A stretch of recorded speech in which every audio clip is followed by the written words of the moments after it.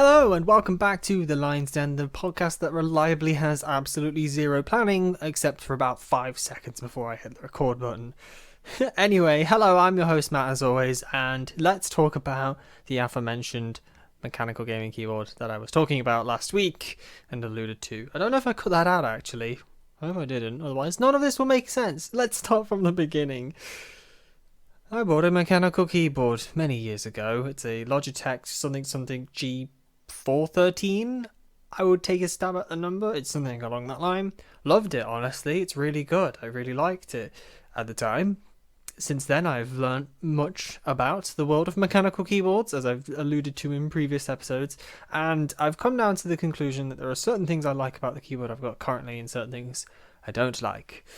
The main thing being the type of switch that's in it. So it's the Logitech Roma G switches, which are very akin to a tactile style switch without being a traditional stem style mechanical switch. It's still properly mechanical, but it has a little tactile bump to it, which I didn't realize at the time, but I just like it. And I've gotten used to typing on it, but I think it is holding me back, that bump, and the fact that there's a little bit of force required to actually get it to start moving compared to, say, a linear switch. It's also a little bit pingy because it's got probably nothing in it to dampen the sound, and obviously there's springs. I doubt there's any lube in it anywhere, which would be interesting to see if I could lube it, because the way the switch is designed is there's just a hole in the middle where you can see the spring. So I think possibly just squirting some lube in there might help, but that's besides the point.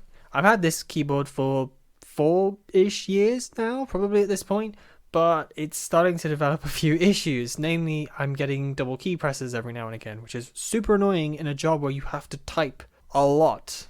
So I've been looking for a new mechanical keyboard for ages because I wanted a bit of an upgrade essentially, and I came to the conclusion that I wanted something that was linear. I wanted something that was a TKL, which is a 10 keyless, and that was about it. It needed to sound pretty decent just out of the box, not too expensive, and fit those descriptions. And this has been going on for ages, and I got down the whole rabbit hole of custom mechanical keyboards and thought, yeah, that's probably the best thing to go with based on what I want, but then it's expensive, and it's crazy. It's such a deep rabbit hole, and you have to really be careful to pull yourself back out, or just go all the way, either go hard or go home, right? I stumbled, whilst in my searches, upon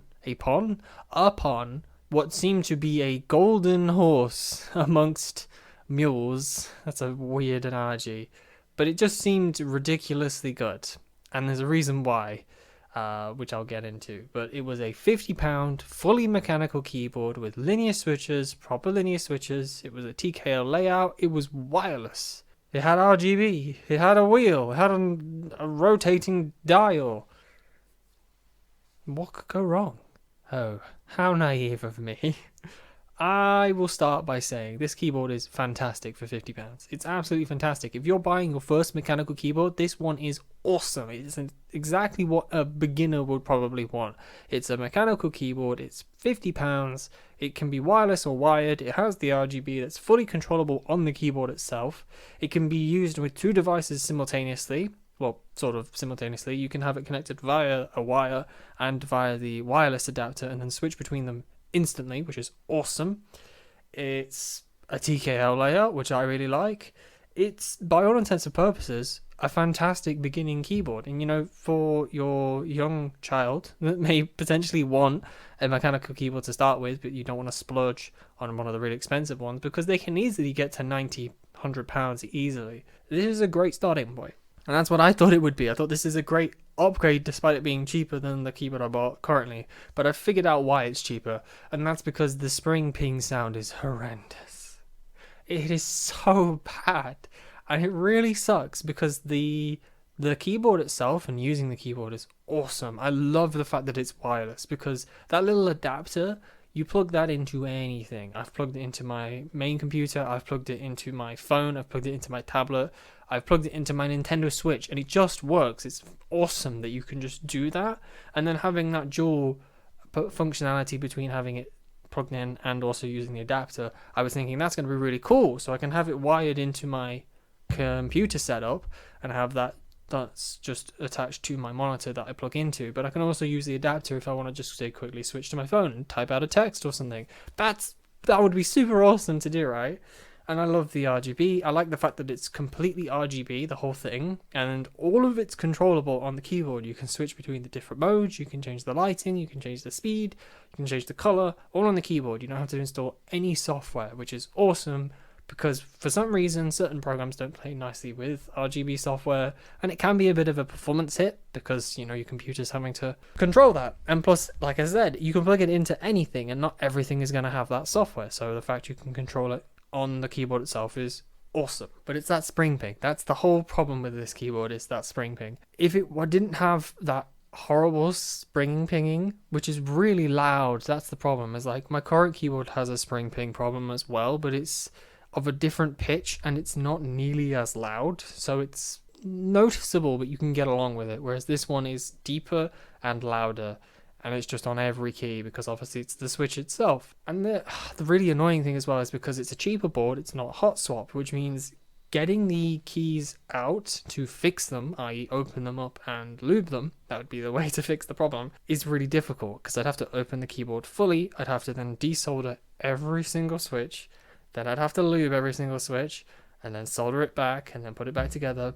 And there's no way I would do that correctly on the first try. And there's no backups, there's no extra switches in the box, there's no extra stuff to pick up for the fact that I'm a novice, right? So I'd kind of be stuck with it. Or I'd be trying the methods that don't desolder, which are time consuming and don't produce the same results. And also might not fix my problem, because the problem is just the spring itself. It's that metallic twang as the spring is uncompressed. And the problem is, if you can't desolder the switch, you can only lube the side of the stem that moves up and down. You can't actually lube the switch itself. I imagine the lube would work its way in, but it wouldn't actually get on the spring itself. So I couldn't fix the core problem anyway, which is annoying.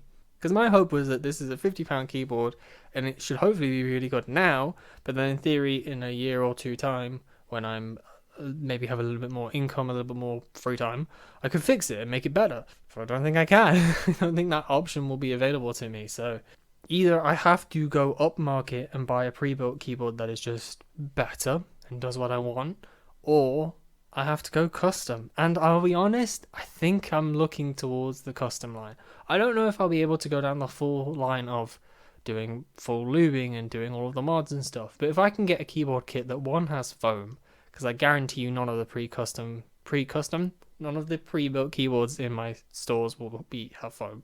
If I can find one that has foam and then buy switches that are either pre-lubed or much quieter out of the box, that's probably going to be the best thing to do. It's going to be expensive, that's the problem, and I'm going to have to really do my research to figure out what would be best. But it's that issue of, you can go cheap, but you get what you pay for.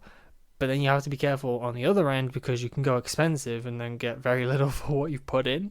So I'm going to have to dive into keyboard land, which is really annoying, and figure stuff out. I'm thinking the best thing for me, based on just wanting to go kind of mainstream but custom, will probably be like a Keychron, like a V series, because I know they do a TKL and a V series. Get that as a bare bones kit, do some research about switches, buy the switches, and then get a keycap set, which will be interesting. And I'm probably going to be looking at maybe like £150, which is like, because just on the Keychron website, I looked up a bare bones kit, which is about £65. I looked up then getting enough switches, because I think I need about 88 switches, so that would be another £30 on top, so that's 95. I then need a keycap set, which I have no idea what the prices are, but let's say that's 20 to £30. So that's like 120 right there, plus shipping, because I imagine there'll be shipping costs. So I am probably looking close to about 150. But what I have to remind myself is that this would be fully custom, so I'd be getting exactly what I want, or hopefully exactly what I want. And then further down the line, I can change things. Like I could get a different keycap set, or I could get a switch set. It'd be really nice if I could get a mixer of switches and try out different switches to see which ones I like. I think I did see somewhere that you can get selection kits, so maybe that's something to look into. I'll investigate, but I think that's probably the way I'm going to go. And it's terrifying because it's a lot of money for something I don't really know a lot about. Fingers crossed. Anyway, I'm going to go see if I can return the keyboard that I got. I would use it, Because the really annoying thing is I'm faster on it. Because it's a linear switch, I am faster, which is hilarious. So I definitely want a linear switch, that's for sure.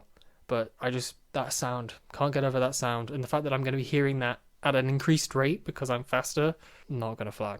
Anyway, thank you for listening to my story about the drama of buying technology. I really should have asked about a demo or something, or bought it online. Anyway, thank you all for listening. I hope you're staying safe, and I'll see you all next week. Bye.